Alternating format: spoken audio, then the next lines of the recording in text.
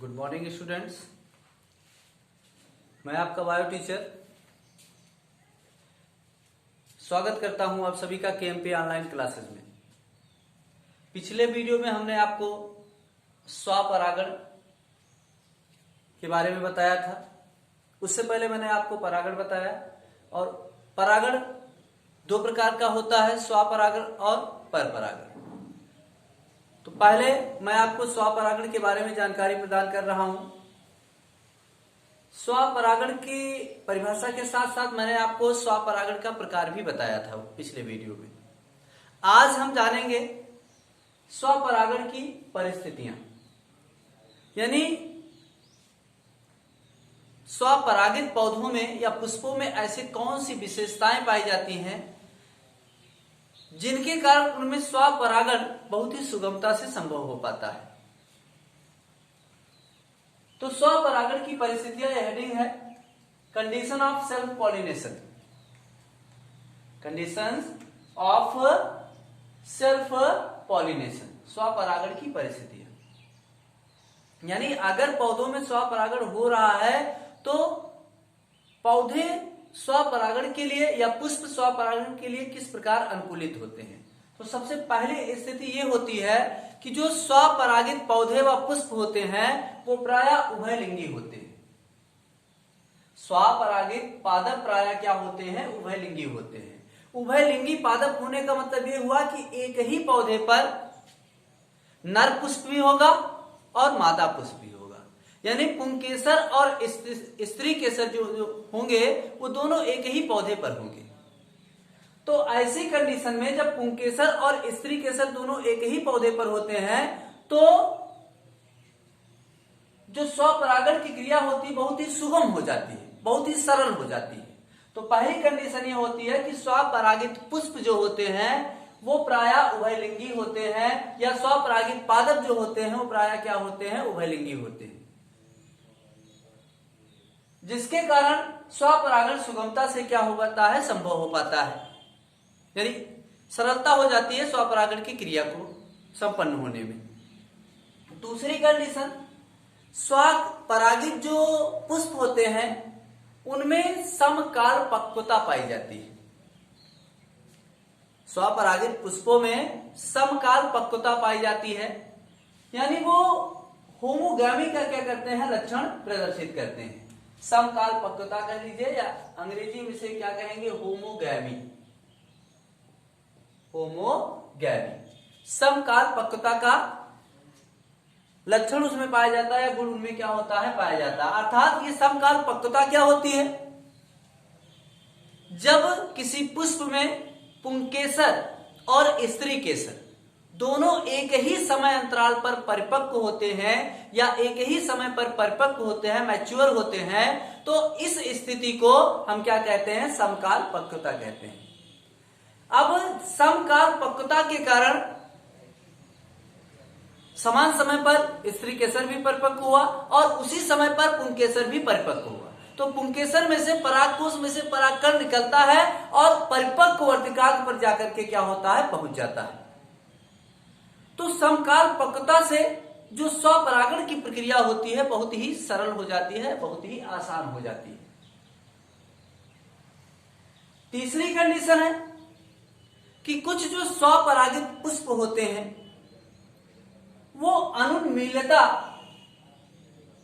का गुण प्रदर्शित करते हैं। कुछ स्वपरागित जो पुष्प होते हैं उनमें अनुन्मीलता का गुण पाया जाता है। अब ये अनुन्मीलता या क्लिस्टोगैमी क्या होता है वो आपको जानना है।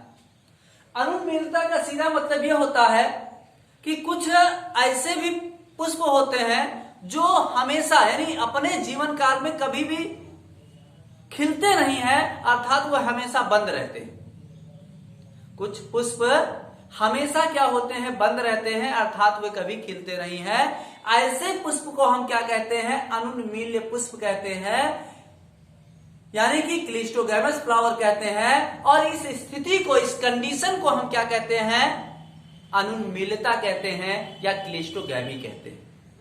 अब देखिए अनुन्मीलता का जो लक्षण होता है इसमें आपको बताया गया कि पुष्प हमेशा बंद रहते हैं, वो कभी खिलते नहीं है। तो क्या हुआ कि बंद पुष्प के अंदर ही जो पुंकेसर हुआ वो परिपक्व हुआ, और उसी के अंदर स्त्री केसर भी है तो वो भी क्या हुई, परिपक्व हुई। अब पुंकेसर के परिपक्व होने पर परागकोश से जब परागकोश स्फुटित होता है, फटता है, तो उसमें से परागकण निकलते हैं और बहुत ही आसानी से या सरलता से क्या होते हैं, उसी पुष्प के वर्तिकाग्र पर पहुंच जाते हैं। बंद कंडीशन में बहुत ही सरलता या बहुत ही सुगमता हो जाती है, यानी कि बहुत ही सहजता के साथ स्वपरागण की क्रिया क्या हो जाती है, संपन्न हो जाती है। कुछ अनुन्मील्य पुष्पों का उदाहरण पूछता है तो आपको जानना है, जैसे बायोला है, कनकौवा है, कोमोलिना है इत्यादि। ये ऐसे पुष्प हैं जो अनुन्मील्य होते हैं, यानी वह हमेशा बंद रहते हैं। तो स्वपरागण की कुछ विशेष परिस्थितियों के बारे में आपको बताया गया। एक बार फिर से मैं आपको स्वपरागण की उन विशेष परिस्थितियों के बारे में बताने जा रहा हूं। पहला आपको बताया गया कि स्वपरागित जो पादप होते हैं, वह पुष्प जो होते हैं वो क्या होते हैं, उभयलिंगी होते हैं। पादप का उभयलिंगी होने का मतलब ये हुआ कि एक ही पौधे पर नर पुष्प भी होगा और मादा पुष्प भी होगा। तो ऐसे कंडीशन में क्या होता है कि नर पुष्प में से जब उनका पुंकेसर परिपक्व हुआ तो परागकोश के फटने से परागकण निकले, और निकल करके जब उसी पौधे पर जाना, चूंकि स्वपरागण का मतलब या तो उसी पुष्प के वर्तिकाग्र पर या उसी पौधे के किसी अन्य पुष्प के वर्तिकाग्र पर परागकण पहुंचेंगे। तो उभयलिंगी होने पर जो परागकोश से परागकण निकलते हैं, तुरंत उसी पुष्प के या उसी पौधे के वर्तिकाग्र पर क्या होते हैं, पहुंच जाते हैं बहुत ही आसानी से। तो ये पहली कंडीशन है कि स्वपरागित पुष्प या पादप प्राय क्या होते हैं, उभयलिंगी होते हैं, जिससे स्वपरागण में सुगमता होती है या स्वपरागण की क्रिया आसानी से हो जाती है। दूसरी कंडीशन आपको मैंने बताया कि स्वपरागित पुष्पों में समकाल पक्वता पाई जाती है। क्लिस्टोगैमी होमोगैमी क्या होता है वो आपको जानना है कि समकाल पक्वता क्या होती है। समकाल पक्वता एक ऐसी स्थिति होती है जिसके अंतर्गत स्त्री केसर और पुंकेसर एक ही समय पर परिपक्व होते हैं। तो जब एक ही समय पर स्त्री केसर व पुंकेसर क्या होते हैं, परिपक्व होते हैं, तो ऐसी स्थिति को हम क्या कहते हैं, समकाल पक्वता कहते हैं। और जब समकाल पक्वता पाई जाती है किसी भी पुष्प में, तो जो स्वपरागण की क्रिया होती है बहुत ही सहज हो जाती है, क्योंकि समान समय पर पुंकेसर भी परिपक्व हुआ और समान समय पर उसी समय पर वर्तिकाग्र भी क्या हुआ, या हम कह सकते हैं स्त्री केसर भी क्या हुआ, परिपक्व हुआ। तो जैसे ही परागकोश स्फुटित हुआ यानी फटा, परागकण निकले और वर्तिकाग्र बिल्कुल परिपक्व है कि वो परागकणों को ग्रहण कर सकती है, तो आसानी से वो परागकणों को ग्रहण कर लेती है। इस प्रकार स्वपरागण की क्रिया बहुत ही सुगमता से या बहुत ही सहज रूप से संपन्न हो जाती है। तीसरी कंडीशन है स्वपरागण की कि कुछ जो स्वपरागित पुष्प होते हैं वो अनुन्मील्य या हम कह सकते हैं अनुन्मील्यता का गुण प्रदर्शित करते हैं। कुछ स्वपरागित जो पुष्प होते हैं वो अनुन्मील्यता का गुण प्रदर्शित करते हैं, यानी क्लिस्टोगैमी का गुण क्या करते हैं, प्रदर्शित करते हैं। अब ये अनुन्मील्यता क्या होती है, कुछ पुष्प जो होते हैं वो अपने जीवन काल के दौरान हमेशा बंद रहते हैं, अर्थात वो पुष्प खिलते ही नहीं है। तो खिलते नहीं इसका मतलब ये नहीं हुआ कि उसमें स्त्री केसर का परिपक्व नहीं होगा या उसमें पुंकेसर परिपक्व नहीं होगा।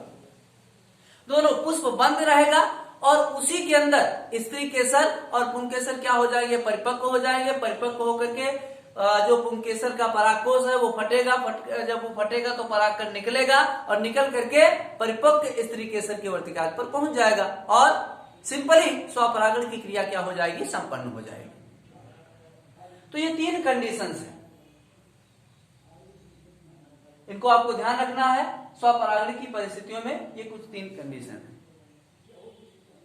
अगले वीडियो में मैं आपको स्वपरागण से क्या लाभ होते हैं और स्वपरागण की क्या हानियां होती हैं उसके बारे में बताऊंगा, यानी कि एडवांटेज ऑफ सेल्फ पॉलिनेशन और डिसएडवांटेज ऑफ सेल्फ पॉलिनेशन के बारे में अगले वीडियो में मैं आपको बताऊंगा।